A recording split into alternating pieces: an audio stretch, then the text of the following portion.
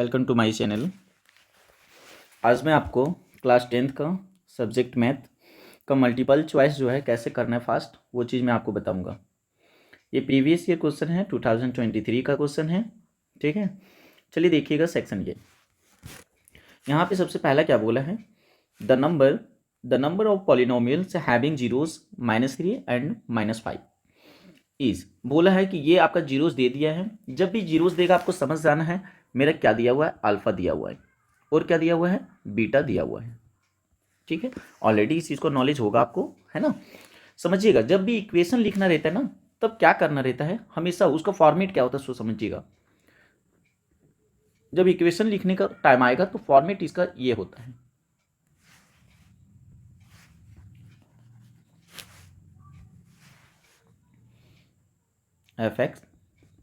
x² minus sum of zeros into x, फिर plus product of zeros. ये होता है रियल में ऐसे लिखा हुआ होता है, ऐसे alpha plus beta into x plus alpha into beta. ठीक है, ये रियल में इसका क्या होता है, फॉर्मेट होता है। ठीक है, ये आपको ऑलरेडी पता होगा। जब इस फॉर्मेट में इसको पुट कीजिएगा अल्फा प्लस बीटा तो -3, तो -3 यहाँ पे देख लीजिए, -3 + 5 कीजिएगा तो कितना आ जाएगा, 2 आ जाएगा। और यहाँ पे कितना आ जाएगा, यहाँ पे x आएगा और यहाँ पे अल्फा प्लस बीटा 5 3 सा 15 आ जाएगा, मतलब -15। अगर इक्वेशन पूछता तो ये बनता। ठीक है, अब यहाँ पे लेकिन ऑप्शन क्या दिया है, इन्फिनाइट, ओनली 1, एग्जैक्टली 2 और एट मोस्ट 2। तो यहाँ पे जो आंसर होगा आपका, वो आपका ऑप्शन बी होगा। चलिए नेक्स्ट क्वेश्चन देखिएगा।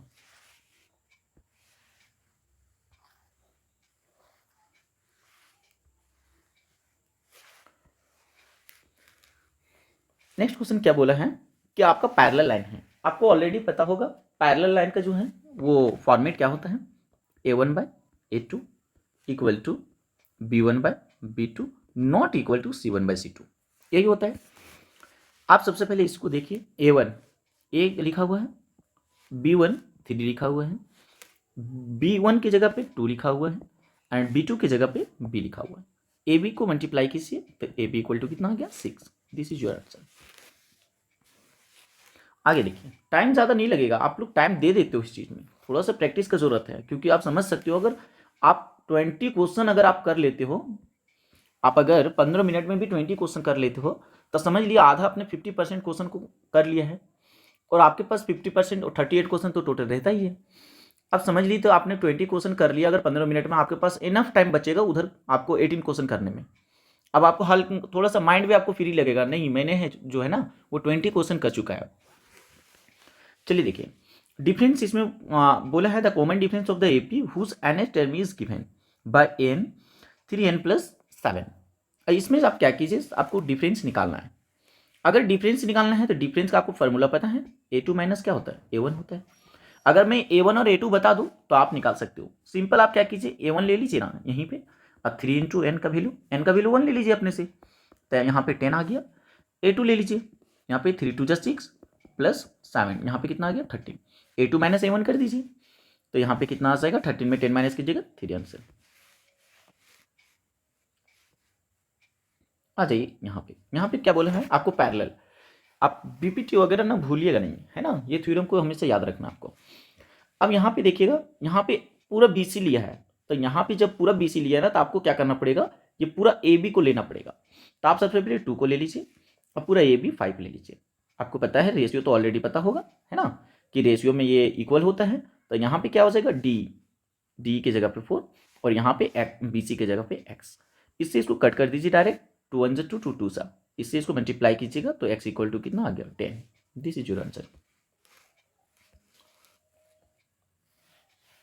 आगे देखिए नेक्स्ट। अब यहाँ पे जो अभी मैंने आपको बताया उसमें इन्फिनाइट था उसमें, है ना, लेकिन यहाँ पे आपको इक्वेशन बताना, वहाँ पे इक्वेशन नहीं बताना था, वहाँ पे आपको सिर्फ ऑप्शन के थ्रू से बताना था कि इन्फिनाइट बनेगा या कितना, 1 2 जो भी ऑप्शन दिया था, है ना। लेकिन यहाँ पे आपको इक्वेशन बताना है। अब सिंपल देखिए, अल्फा इक्वल टू क्या दे दिया, 2 + √3 अब बीटा इक्वल टू क्या दे दिया है, 2 माइनस रूट 3। आपको मैंने क्या बताया इसका format, x square minus sum of alpha plus beta into x plus product of zeros, मतलब अल्फा प्लस बीटा। तो अल्फा प्लस बीटा को जब प्लस कीजिएगा तो इससे इसको जब प्लस कीजिएगा यहाँ पे, तो ये दोनों कट जाएगा, रूट 3, यहाँ पे क्या आ जाएगा 4, ये माइनस रहेगा, यहाँ पे 4x आ जाएगा। इसको जो प्रोडक्ट कीजिएगा तो यहाँ पे प्रोडक्ट ए स्क्वायर मतलब, और फिर क्या हो जाएगा माइनस बी स्क्वायर, तो मतलब ए का स्क्वायर मतलब 4 और माइनस बी स्क्वायर 1, तो यहाँ पे कितना आ गया 1। आपका कौन सा ऑप्शन है, ऑप्शन आपका ये है। चलिए देखिएगा नेक्स्ट क्वेश्चन।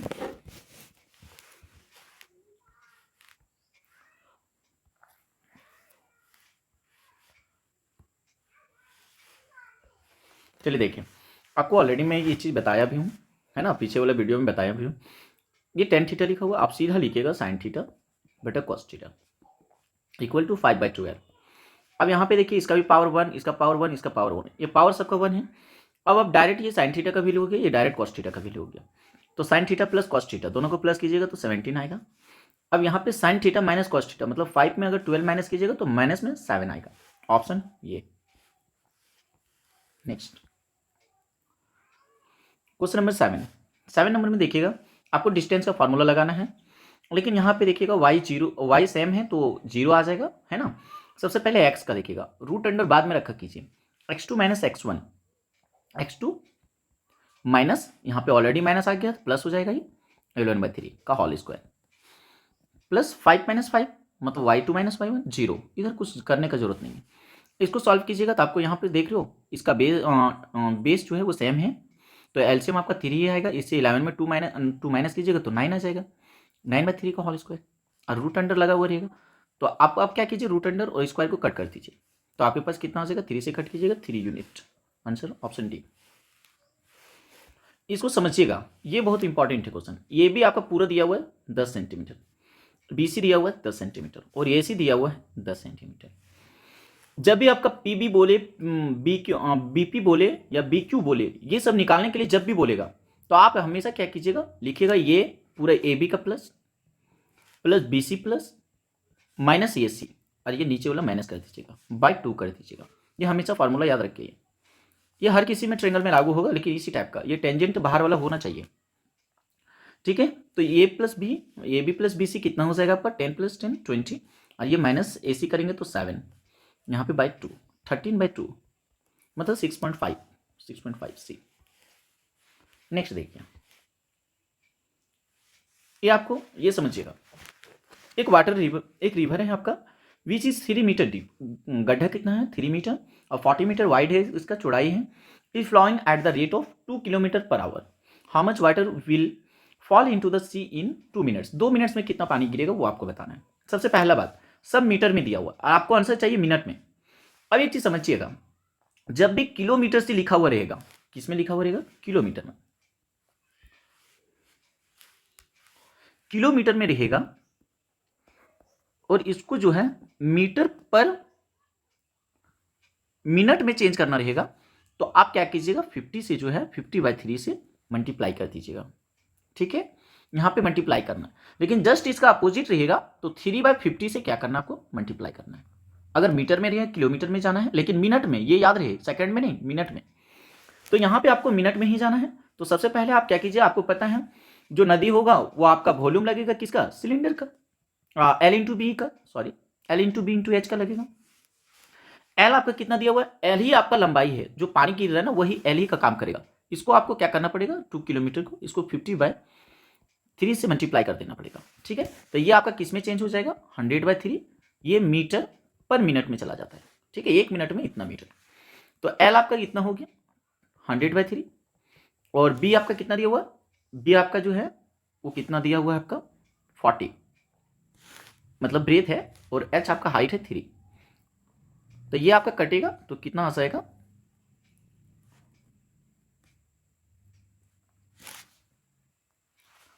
तो यहां पे कितना आ गया आपका 4000 है ना। अब यहां पे 1 मिनट का आया, ये 2 मिनट से मल्टीप्लाई कर दीजिएगा, 4 2 से 8000 मीटर स्क्वायर, मीटर क्यूब।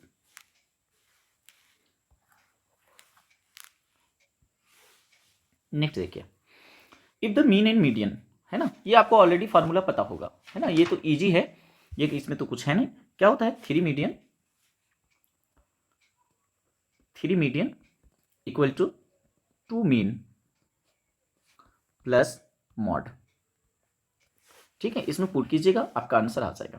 ठीक है, 3 इंटू मीडियन आपका 15 है, मतलब 45। 2 इंटू मीन 5 टू सा 12 टू सा 24 प्लस मॉड, आप इससे इसको माइनस कीजिएगा तो कितना आ जाएगा, 1 2 21। नेक्स्ट देखिएगा, चलिए देखिए, इस क्वेश्चन में आपको क्या करना है सो समझिएगा। इस क्वेश्चन में आपको क्या निकालना है, रेडियस मतलब ओबी निकालना है आपको। आप ये 30 डिग्री देख रहे हो, ये आपको पता है, ये जब आता है तो यहाँ पे टेंजेंट पे 90 डिग्री बनाता है। ये अगर राइट एंगल ट्रायंगल है तो इसका ये हाइपोटेन्यूस बनेगा जो आपका 6 सेंटीमीटर दिया हुआ है। अगर ये आपको पूछा क्या है 30 डिग्री का, तो मतलब पूछा है परपेंडिकुलर, एच आपका गिवन है, तो पी बाई एच लगा दीजिए, सबसे अच्छा sine theta, sine 30 equal to कितना हो जाएगा, पी बाई एच। तो इसका 1/2 होता है, और इसका पी आपको नहीं पता है, एच आपको 6 है, तो 6 मतलब 3 आ जाएगा। इसे कट कीजिएगा तो पी इक्वल टू 3 आ जाएगा। एक तरीका हुआ। दूसरा तरीका, मैं रहता तो वैसा नहीं करता, मैं मुझे पता है क्या है कि 90 डिग्री रही, रेशियो में 60 डिग्री फिर 30 डिग्री, तो इसका 1:√3 का रेशियो होता है, 2:√3:1 1 का रेशियो होता है, ये रेशियो होता है इसका। तो आप देख रहे हो, आपको समझ में आए तो ठीक है, नहीं आएगा तो ये वाला कर लीजिएगा। ठीक है, लेकिन समझने का ट्राई कीजिएगा, ये हमेशा काम आएगा आपको, ये सबसे ज़्यादा हाइट एंड डिस्टेंस में काम आएगा। ठीक है, ये देखिए आपका 2 यूनिट का दे दिया है 6, तो 1 यूनिट का कितना हो जाएगा, 2 यूनिट का अगर 6 है तो 1 यूनिट का 3 हो गया, और यहाँ पे 1 का 30 डिग्री का सामने का पूछा है तो 1 3 सेंटीमीटर, 1 से मल्टीप्लाई कर दीजिएगा। अगर 60 डिग्री का ये 60 डिग्री होता तो इसका अगर ये भी पूछता तो 3√3 हो जाता आंसर। चलिए नहीं, अब इसका ये एक फार्मूला है, रियलिटी में ये एक फार्मूला है, 2 sin थीटा इक्वल टू होता है 2 tan theta by 1 + tan square theta. ये रियल में एक फार्मूला है sin 2 थीटा, तो थीटा की जगह पे 2 पुट कर दीजिए, फार्मूला को याद रखिए, तो 60 डिग्री ऑप्शन ये है। नहीं तो आप वैल्यू पुट करके करते जाइएगा, उसका वैल्यू पुट कीजिए, बस हो जाएगा, लेकिन उसमें टाइम लगेगा, वो आपको करना नहीं है। अब आ जाइए इस क्वेश्चन का, यहाँ पे रेशियो का, इसको मत देखिएगा, ये ट्रायंगल आपका सही नहीं भी लिखा हो सकता है या सही लिखा भी हो सकता है, लेकिन आपको मेन देखना किसमें है, जब भी रेशियो आएगा तो रेशियो वाले को देखना, AB/DE। तो ABC यहीं से ट्रायंगल बना लीजिए, AB हो गया, BC हो गया, तो मतलब ट्रायंगल एक ऐसे होगा, ABC ABBC। अच्छा, DE और FD है, तो ED भी बोल सकते हो, ED होगा और FD होगा, है ना। देखिए, तो ED हुआ, FD हुआ, FD हुआ। रियल में ये ट्रायंगल है दोनों आपका, ये ट्रायंगल आपका गलत लिखा हुआ है ना, ताकि आप कंफ्यूज हो जाए और गलत आंसर मार के निकल जाए। अब इसमें से बताना कि सही कौन है, एंगल ये इक्वल है एंगल ई का, नहीं होगा। एंगल बी इक्वल है एंगल डी का, यस, ऑप्शन बी होगा। अब यहाँ पे आ जाइए, 11 टर्म ऑफ इंड से बोला है, मतलब ये का वैल्यू आपका -62 है ना। अब आपका ये का 11th का वैल्यू है बोला है, तो आपको पता है ये 11th बराबर कितना होता है, ये प्लस 10d, ये आपको पता होना चाहिए। ये बराबर कितना है, -62, और 10 इंटू डी का वैल्यू इससे इसको माइनस कर दीजिए, है ना, तो कितना आ जाएगा 7। अगर 10 में ये आपको लास्ट चला गया है ना, आपका ये है, ये 2 ये 3 ये लास्ट है, तो इससे इसको माइनस करिएगा तो 3 आएगा, तो आपका कितना -62 + 30 इक्वल टू आंसर कितना आ जाएगा,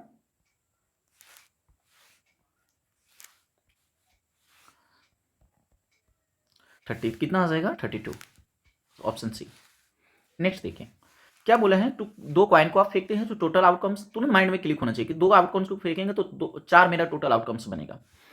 अब एटलीस्ट 1 टेल बोला है, तो एटलीस्ट 1 टेल मतलब सब में एक टेल आता ही है, लेकिन एक हेड में जब दोनों 2 कॉइन को फेंकेंगे एक साथ में, जब हेड आएगा वो नहीं बनेगा, तो आपको हेड वाला को नहीं लेना है, बाकी बात ये एटलीस्ट यही बनेगा, यही बनेगा, तो या तो हेड टेल आएगा, या तो टेल टेल, या तो टेल हेड, या तो हेड, तो हेड वाले को नहीं लेना, कम से कम एक टेल होना चाहिए, तो कम से कम एक टेल देखिए सब में है, तो 3/4, ऑप्शन सी। नेक्स्ट क्वेश्चन, आप यहाँ पे दिया हुआ है ए बी और ए सी, आपका ए सी और ए बी जो है टेंजेंट है, बोल दिया है टू ए सर्कल सेंटर वो है, इफ द सीओडी 120 डिग्री दे दिया, आपको बी ए ओ पूछा, बी ए मतलब ये वाला एंगल पूछा है। अगर ये एंगल मुझे मालूम पड़ जाए तो ये भी एंगल मालूम पड़ जाएगा, ऐसा क्यों से, आपको पता होना चाहिए कि जब भी टेंजेंट से जाता है तो ये 90 डिग्री बनाता है, और ये हमेशा बाइसेक्ट करता है, इक्वल पार्ट्स में एंगल को बाइसेक्ट करता है, एंगल बाइसेक्टर होता है, तो अगर ये एंगल मालूम पड़ गया तो वही ये एंगल होगा। आपको पता है ये 90 डिग्री होगा, ये कॉर्ड आपका जो है टेंजेंट में आके मिला है रेडियस। अगर ये 90 डिग्री है तो ये आप देखिएगा, ये वाला अगर ये पूरा 180 डिग्री होगा सिंपल, तो ये कितना हो जाएगा 60 डिग्री। अगर ये 60 ये 90 तो ये कितना 30 डिग्री, 30 डिग्री ऑप्शन हो गया, यही भी 30 डिग्री होगा। एक तरीका हुआ। दूसरा तरीका और आप कर सकते थे बाय एक्सटीरियर से भी। ये 90 हुआ, ये आपको पता है एक्सटीरियर एंगल में क्या किया जाता है, ये दोनों सामने का एंगल, दोनों एंगल का सम एक्सटीरियर होता है, तो 90 में 120 माइनस कीजिएगा फिर भी 30 डिग्री आएगा।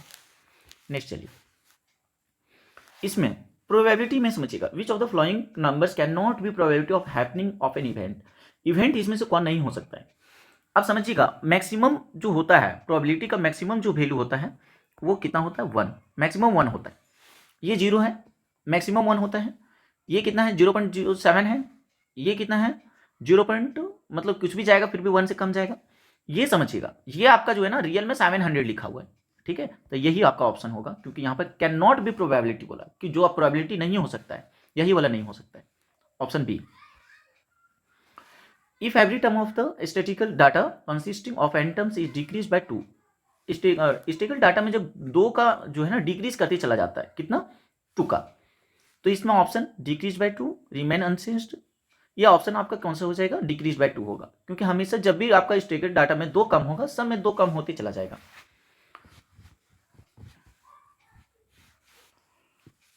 इसका देखिएगा, ये आपका x का वैल्यू निकालने के लिए बोला है ना, द सेंटर वो। अच्छा, जब भी सर्कल के बारे में बोलेगा आपको पता होना चाहिए कि रेशियो हमेशा क्या होगा 1:1 का होगा। ये वाला बीच वाला पॉइंट आपका दे दिया है 2:3, यहाँ वाला पॉइंट दे दिया है 4:3, और यहाँ वाला भी पॉइंट दे दिया है x:5, ठीक है। आपको पता होना चाहिए, आप क्या कीजिए सिंपल, आप x और y को क्या कीजिए, इधर वाले को और इधर वाले को दोनों को इक्वेट कर दीजिए, है ना। अब इसमें लिखिएगा क्या x2 - x1, रूट अंडर में तो होता ही, डिस्टेंस का फार्मूला लगा दीजिए, यहाँ से यहाँ डिस्टेंस, यहाँ से यहाँ डिस्टेंस, दोनों इक्वल होना चाहिए, है ना, 1:1 का रेशियो में। तो x2 - x1 हो जाएगा, तो x2 आपका कौन सा है x होगी, माइनस x1 हो जाएगा 4 का होल स्क्वायर है ना, प्लस कितना चला जाएगा यहाँ पे y2 y1। एक मिनट रुकिएगा, मैंने इसको ले लिया, एक मिनट थोड़ा सा समझिएगा। जब मैंने ये पॉइंट को लिया, जब मैंने यहाँ पे पॉइंट को लिया, ये यहाँ पे b, और यहाँ पे किसको लिया है 2:3, जो आपको वो सेंटर, आपको हमेशा यहाँ से लेना पड़ेगा, कहाँ से, यहाँ से लेना पड़ेगा। तो सबसे पहले ये पॉइंट को लीजिएगा आप OB को, आप OB = OA कर दीजिएगा, है ना। तो यहाँ से जब लीजिएगा तो OB, तो x2 आपका ये है, माइनस x1 आपका कितना हो जाएगा 2 का होल स्क्वायर, प्लस कितना हो जाएगा, इससे इसको कीजिएगा तो 5 - 3 का होल स्क्वायर, इक्वल टू क्या चला जाएगा, इससे इसको कीजिएगा 4 - 2 का होल स्क्वायर, मतलब x2 - x1 का होल स्क्वायर, और प्लस क्या चला जाएगा यहाँ पे 3 - 3 का होल स्क्वायर, ठीक है। यहाँ पे क्या है आपका x2 - x1, यहाँ पे आएगा x2 - x1 का होल स्क्वायर। अब ये होल स्क्वायर में तो ओपन कीजिए, तो यहाँ पे 2 × 2 = 4 आ जाएगा, यहाँ पे कितना आ जाएगा 2 × 2 = 4 प्लस 0। अब ऑप्शन इसमें पुट कीजिए, जिसमें ऑप्शन में आपका 4 आंसर आ जाएगा, आप समझ जाइएगा वही ऑप्शन होगा आपका आंसर। अब यहाँ पे क्या बोला है, लेकिन ऑप्शन नहीं, यहाँ पे 2 बोला है x का वैल्यू, तो यहाँ पे 2 पुट कर दीजिए, है ना। तो 2 को मैंने पुट किया तो यहाँ पे 0 आ जाएगा, और यहाँ पे 4 = 4, मतलब ये ऑप्शन आपका सही है। अगर ये सही है, अच्छा सेकंड वाला क्या बोला है, centre of a circle is mid point of the each of the quad, है ना। मिड पॉइंट में ये नहीं कह सकते हैं, लेकिन ये जरूर कह सकते हैं कि ये क्वाड है तो ये हमेशा ये परपेंडिकुलर होगा, ये चीज आप कह सकते हो, ठीक है। तो आपका ऑप्शन इसमें कौन सा चला जाएगा, ऑप्शन सी। आर आपका फॉल्स होगा, ऑप्शन सी चला जाएगा। नेक्स्ट क्वेश्चन देखिएगा,